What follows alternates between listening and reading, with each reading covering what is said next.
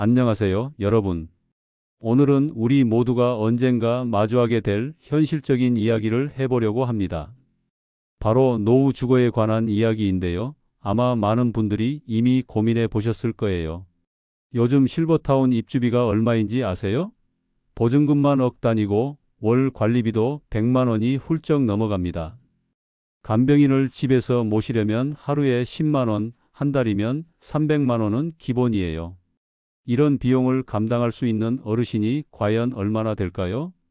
그런데 놀라운 사실 하나를 알려드리겠습니다. 월 20만 원 정도면 독립적이면서도 안전한 노후 생활이 가능한 방법이 있다는 거예요. 간병인 하루 비용으로 한 달을 살 수 있는 그런 곳 말입니다. 그게 무슨 말이냐고 하실지 모르겠지만 실제로 많은 어르신들이 이미 경험하고 계시는 일이에요. 자녀들 눈치 보지 않고 요양원의 획일적인 생활에 얽매이지도 않으면서 그러면서도 혼자가 아닌 그런 삶 말입니다. 오늘 들려드릴 이야기는 바로 그런 선택을 한 분의 실제 경험담입니다. 처음엔 막막했지만 결국 자신만의 답을 찾아낸 75살 할머니의 이야기를 통해 우리 모두에게 도움이 될 만한 지혜를 나눠보려고 해요. 혹시 지금 비슷한 고민을 하고 계시거나 부모님의 노후를 걱정하고 계신 분들이라면 끝까지 들어보시기 바랍니다. 분명 새로운 시각을 얻으실 수 있을 거예요.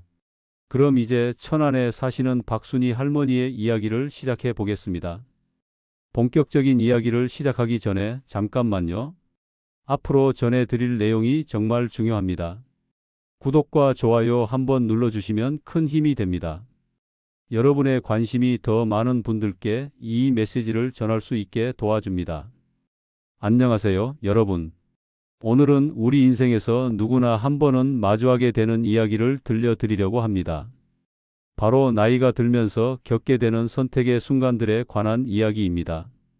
충청남도 천안에서 작은 반찬 가게를 운영해온 박순희 할머니 이야기로 시작해 보겠습니다. 올해 75살인 순희 할머니는 평생 부지런히 살아오셨어요. 남편을 일찍 여의고 혼자서 세 자녀를 키워내며 새벽 5시면 어김없이 가게 문을 열어 동네 사람들에게 정성스럽게 만든 반찬을 팔아왔습니다. 자녀들은 모두 서울로 올라가 각자의 삶을 꾸리고 있었고 순희 할머니는 그런 자녀들이 자랑스러우면서도 한편으로는 조용한 적적함을 느끼며 지내고 계셨어요. 그래도 건강하고 혼자서도 모든 일을 척척 해내니까 별 걱정 없이 하루하루를 보내고 계셨습니다. 그런데 지난 겨울 예상치 못한 일이 일어났어요. 평소처럼 새벽에 가게로 나가려고 집 앞 계단을 내려가던 중 얼어붙은 바닥에 발을 헛디디면서 크게 넘어지고 말았습니다. 그 순간 허리와 다리에 찌릿한 통증이 올라왔고 일어나려고 해도 도저히 힘이 들어가지 않았어요. 다행히 지나가던 이웃 아주머니가 발견해서 병원으로 급히 모셔다 드렸는데 검사 결과가 심각했습니다. 허리뼈에 금이 가고 고관절도 다쳐서 수술이 필요하다는 얘기였어요. 순희 할머니는 그제서야 내가 정말 늙었구나를 실감하게 되었다고 합니다. 수술을 받고 한 달 넘게 병원에 입원해 있으면서 순희 할머니는 처음으로 두려움이라는 감정을 느꼈어요. 지금까지는 아픈 곳 하나 없이 건강하게 살아왔는데 갑자기 혼자서는 화장실도 가기 힘들고 밥 한 끼 챙겨 먹는 것도 버거워진 자신을 보면서 막막함이 밀려왔습니다. 첫째 아들이 서울에서 내려와 며칠 간병을 해주었지만 직장 일 때문에 계속 있을 수는 없는 상황이었어요. 둘째 딸도 마찬가지였고요. 그러자 자녀들 사이에서 현실적인 대화가 오가기 시작했습니다. 엄마, 이제 혼자 사시는 건 위험해요. 만약 또 넘어지시면 어떡해요? 그러게 말이야. 우리가 매일 내려올 수도 없고 요양원이나 좀 더 안전한 곳을 알아봐야 하는 거 아닐까? 순희 할머니는 자녀들의 걱정 섞인 목소리를 들으며 가슴이 무거워졌어요. 물론 자녀들의 마음도 이해가 됐지만 갑자기 자신의 삶이 완전히 달라질 수도 있다는 생각에 잠이 오지 않았습니다. 퇴원 후 집으로 돌아온 순희 할머니는 평소보다 훨씬 조심스럽게 움직여야 했어요. 계단 오르내리기도 힘들고 무거운 물건 들기는 아예 포기해야 했죠. 그동안 당연하게 해왔던 일들이 이제는 모두 고민거리가 되었습니다. 더욱 힘든 건 마음이었어요. 지금까지 누구에게 의존하지 않고 독립적으로 살아온 자신이 이제는 누군가의 도움 없이는 일상생활도 어려워진 현실을 받아들이기가 쉽지 않았거든요. 그러던 어느 날 셋째 아들이 전화를 걸어왔습니다. 엄마, 우리 집으로 오셔서 같이 살까요? 아이들도 할머니 보고 싶어 하고. 순이 할머니는 잠시 말문이 막혔어요. 고마운 마음과 동시에 복잡한 감정이 교차했습니다. 자녀 집에서 사는 것, 요양원에 들어가는 것, 아니면 계속 혼자 버티는 것. 어떤 선택을 해도 쉽지 않을 것 같았어요. 밤마다 천장을 바라보며 순이 할머니는 생각했습니다. 내 인생의 마지막 장을 어떻게 써 내려가야 할까? 75년을 살아오면서 이렇게 앞이 보이지 않는 기분은 처음이었어요. 그렇게 순이 할머니는 인생의 새로운 갈림길 앞에 서게 되었습니다. 어떤 길을 선택하든 이전과는 완전히 다른 삶이 시작될 텐데, 과연 어떤 결정이 자신에게 맞는 선택일지 고민에 깊이 빠져들었습니다. 고민 끝에 순이 할머니는 셋째 아들 집으로 가기로 결정했습니다. 아들도 좋아했고 며느리도 반갑게 맞아주었어요. 그런데 막상 며칠을 지내보니 생각했던 것과는 많이 달랐습니다. 첫 번째 문제는 생활 패턴이었어요. 순이 할머니는 평생 새벽 5시에 일어나는 게 몸에 밴 사람이었는데 아들 가족은 밤 11시가 넘어서야 잠자리에 들고 아침 7시가 되어서야 부산스럽게 움직이기 시작했습니다. 할머니가 새벽에 일어나 부엌에서 물 한 잔 마시려고 해도 가족들 잠을 깨울까봐 조심조심 발걸음을 옮겨야 했어요. 화장실 사용도 마찬가지였습니다. 밤에 화장실에 가려면 아들 부부 방 앞을 지나가야 했는데 문득문득 소리가 날까봐 신경이 쓰였어요. 그러다 보니 물도 제대로 못 마시고 밤에 잠을 설치는 일이 많아졌습니다. 며느리는 정말 잘해주었어요. 어머님, 편하게 지내세요 라고 말하면서 세 끼 식사를 챙겨주고 빨래도 같이 해주었습니다. 하지만 순이 할머니는 오히려 그런 친절이 부담스러웠어요. 평생 남의 손을 빌리지 않고 살아온 사람이 갑자기 모든 걸 받기만 하는 상황이 익숙하지 않았거든요. 특히 힘들었던 건 손자 준우와의 관계였습니다. 중학교 2학년인 준우는 할머니가 오신 걸 처음엔 좋아했지만 시간이 지나면서 불편해하는 기색이 역력했어요. 친구들과 게임하거나 전화 통화할 때 할머니가 옆에 있으면 어색해했고 텔레비전 볼륨도 할머니 때문에 낮춰야 했거든요. 한 달쯤 지났을 때 순이 할머니는 아들과 며느리가 작은 목소리로 대화하는 걸 우연히 듣게 되었습니다. 여보, 엄마 모시는 건 당연한 일이지만 준우 학업에 신경 써야 할 시기인데 그래도 어떻게 해? 엄마 혼자 두기엔 너무 위험하고. 그 순간 순이 할머니는 자신이 가족에게 짐이 되고 있다는 걸 깨달았어요. 아무리 좋은 마음으로 모셔간다고 해도 결국 모든 가족 구성원의 생활이 바뀌어야 하는 상황이었던 거죠. 그래서 순이 할머니는 다른 방법을 찾기로 했습니다. 간병인을 구해서 집에서 도움을 받으며 사는 것이었어요. 주변에 물어보니 하루 10만 원 정도면 간병인을 구할 수 있다고 했습니다. 한 달이면 300만 원 정도 드는 셈이었죠. 첫 번째 간병인은 50대 중반의 경험 많은 분이었어요. 그런데 며칠 지내보니 서로 성격이 안 맞았습니다. 간병인 분은 모든 걸 자기 방식대로 하려고 했고 순이 할머니가 뭘 하려고 하면 아니에요. 제가 할게요. 라면서 막았어요. 순이 할머니는 답답함을 느꼈습니다. 두 번째 간병인은 더 젊은 40대 분이었는데 이번엔 반대 문제가 생겼어요. 너무 자유로운 성격이어서 자주 외출을 하고 싶어 했고 친구들과 전화 통화를 길게 하는 일이 많았습니다. 순이 할머니는 혼자 있는 시간이 오히려 더 늘어난 것 같아서 허탈했어요. 게다가 경제적 부담도 만만치 않았습니다. 한 달에 300만 원이면 1년에 3,600만 원인데 국민연금과 적금으로는 감당하기 어려운 금액이었어요. 이런 식으로 계속 지출하면 몇 년 못 가서 생활비가 바닥날 게 뻔했습니다. 결국 순이 할머니는 마지막 선택지인 요양원을 알아보기로 했습니다. 근처에 있는 요양원 몇 곳을 둘러보고 가장 깔끔해 보이는 곳에서 일주일 체험 입소를 해보기로 했어요. 요양원 생활은 또 다른 세상이었습니다. 아침 6시 기상, 6시 30분 아침 식사, 오전 9시 건강체조, 오후 2시 오락시간 등 모든 일정이 정해져 있었어요. 처음에는 규칙적인 생활이 몸에 좋을 것 같다고 생각했는데 며칠 지내보니 숨이 막혔습니다. 가장 힘든 건 자유가 없다는 점이었어요. 화장실 가는 시간, 잠자리에 드는 시간, 심지어 간식 먹는 시간까지 모두 정해져 있었습니다. 룸메이트인 다른 할머니와도 잘 맞지 않았어요. 그분은 밤에 코를 심하게 골았고 텔레비전 소리를 너무 크게 틀어놓는 습관이 있었거든요. 식사도 문제였습니다. 영양사가 짠 식단대로 나오는 음식들이 순이 할머니 입맛에는 맞지 않았어요. 평생 직접 요리해서 먹던 사람이 갑자기 정해진 메뉴만 먹어야 하니까 음식 맛이 없어서 식욕도 떨어졌습니다. 일주일도 채 못 견디고 순이 할머니는 짐을 싸서 나왔습니다. 요양원에서 나오면서 이런 생각이 들었어요. 이게 내가 바라던 노후 생활인가?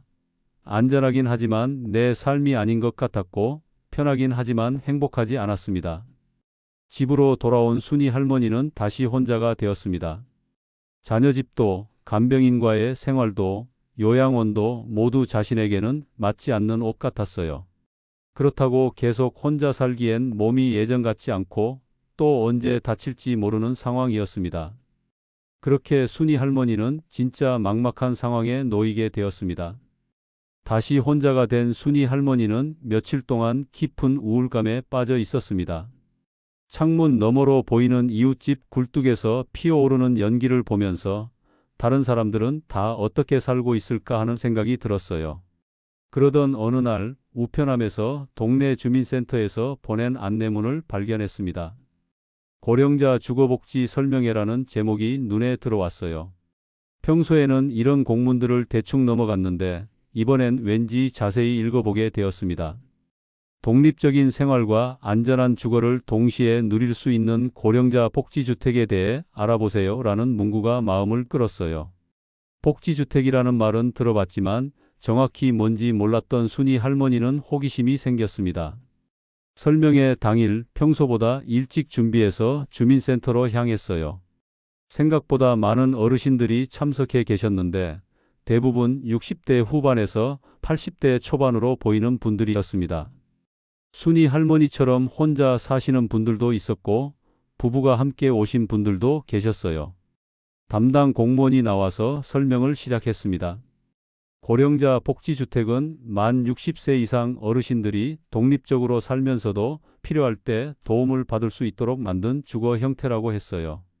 일반 아파트처럼 각자 독립된 공간이 있으면서 공동으로 사용할 수 있는 식당이나 휴게실, 의료실 같은 시설들이 갖춰져 있다는 얘기였습니다. 가장 놀라운 건 비용이었어요. 임대료가 한 달에 고작 5만 원에서 10만 원 정도였고 관리비까지 합쳐도 20만 원을 넘지 않는다고 했습니다. 간병인 한 달 비용의 10분의 1도 안 되는 금액이었죠. 설명을 듣고 나서 실제 복지주택을 견학해 볼 수 있다고 해서 순이 할머니는 바로 신청했습니다. 일주일 후 시내에서 차로 10분 거리에 있는 복지주택을 방문하게 되었어요. 건물에 들어서자마자 첫인상이 좋았습니다. 깔끔하고 밝은 로비에는 어르신들이 모여 앉아 담소를 나누고 계셨고 한쪽에는 작은 도서관도 마련되어 있었어요. 엘리베이터도 잘 갖춰져 있어서 다리가 불편한 분들도 쉽게 이용할 수 있을 것 같았습니다. 개별 세대를 구경해 보니 생각보다 아늑했어요. 방 하나에 작은 부엌 화장실이 딸린 구조였는데 혼자 살기엔 딱 적당한 크기였습니다. 창문도 크게 나 있어서 햇빛이 잘 들어왔고 작은 베란다에는 화분 몇 개 정도 놓을 공간도 있었어요. 공동시설들도 인상적이었습니다. 공동식당에서는 하루 3끼 중 원하는 식사를 저렴한 가격에 이용할 수 있었고 직접 요리하고 싶은 사람들을 위한 공동주방도 따로 마련되어 있었어요. 건강관리실에는 간호사가 상주하면서 혈압이나 혈당 체크 같은 기본적인 건강관리를 도와준다고 했습니다. 무엇보다 마음에 든 건 자율성이었어요. 요양원처럼 모든 일정이 정해져 있는 게 아니라 각자 원하는 대로 생활하면서 필요할 때만 공동시설을 이용하면 되는 거였죠. 외출도 자유롭고 손님을 초대하는 것도 가능했습니다. 견학을 마치고 집으로 돌아오는 길에 순이 할머니는 가슴이 두근거렸어요. 혹시 이게 내가 찾던 답일까? 하는 생각이 들었거든요. 혼자 살면서도 외롭지 않고 독립적이면서도 안전한 그런 삶이 가능할 것 같았습니다. 집에 와서 자녀들에게 전화를 걸어 복지주택에 대해 이야기했어요. 처음엔 반응이 시큰둥했습니다. 엄마, 그런 곳이 정말 괜찮을까요? 혹시 시설이 좋지 않은 건 아닐까요? 하면서 걱정부터 했거든요. 하지만 순이 할머니는 이미 마음이 기울어져 있었어요.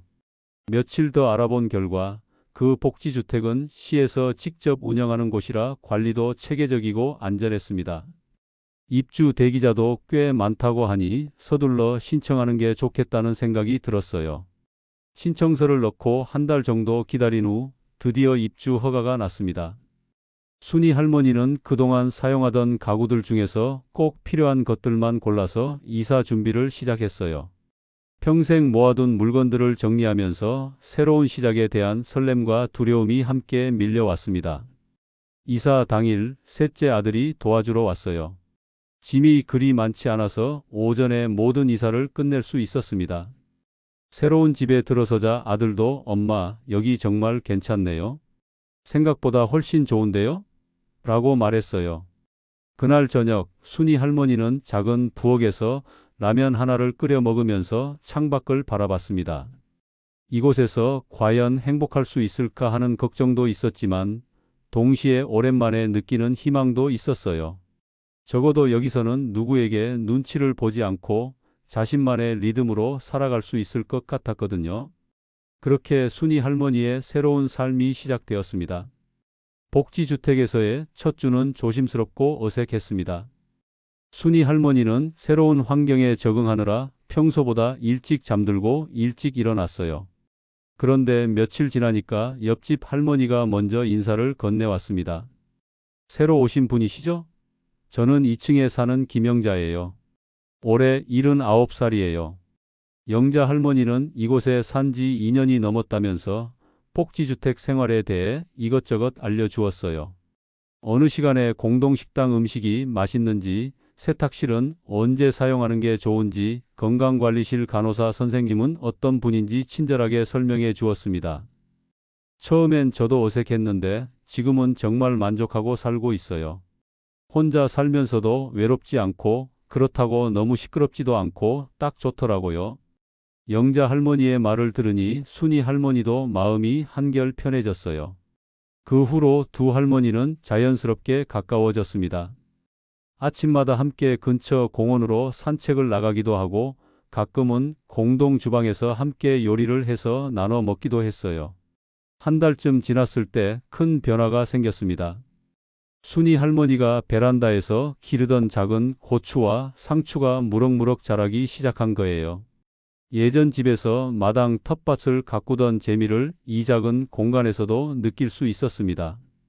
영자 할머니도 어머, 정말 잘 기르시네요 라면서 감탄했어요. 복지주택에 사는 다른 어르신들과도 점점 친해졌습니다.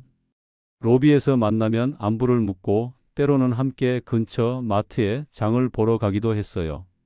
특히 같은 층에 사는 박 할아버지는 예전에 목수 일을 하셨던 분이라 순이 할머니 방에 작은 선반을 고쳐주기도 했습니다. 무엇보다 좋았던 건 자유로움이었어요. 아침에 일어나고 싶은 시간에 일어나고 공동식당에서 식사를 할지 직접 해 먹을지도 그날그날 마음대로 정할 수 있었습니다. 가끔 고향 친구가 놀러 오면 편하게 차 한 잔 대접할 수도 있었고요. 2달째 되던 어느 날 셋째 아들이 가족과 함께 방문했습니다. 사실 아들은 엄마가 복지주택에 사는 걸 처음엔 달가워하지 않았어요. 엄마가 그런 곳에서 사시는 게 맞나 하는 생각이 있었거든요. 그런데 막상 와서 보니 생각이 완전히 바뀌었습니다. 엄마의 얼굴색이 훨씬 좋아져 있었고 목소리에도 활기가 넘쳤어요. 방도 깔끔하게 정리되어 있었고 베란다의 작은 텃밭을 보면서는 엄마가 정말 여기서 즐겁게 지내시는구나를 실감했습니다. 며느리도 마찬가지였어요. 어머님, 여기 정말 좋네요. 시설도 깨끗하고 안전해 보여요.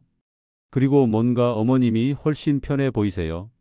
손자 준우도 할머니의 작은 집이 신기했나 봐요. 할머니, 여기 되게 아늑해요. 마치 할머니만의 비밀 기지 같아요 라고 말하면서 좋아했습니다. 가족들이 돌아간 후 순이 할머니는 마음이 한결 가벼워졌어요. 자녀들이 자신의 선택을 이해하고 지지해 준다는 걸 느꼈거든요.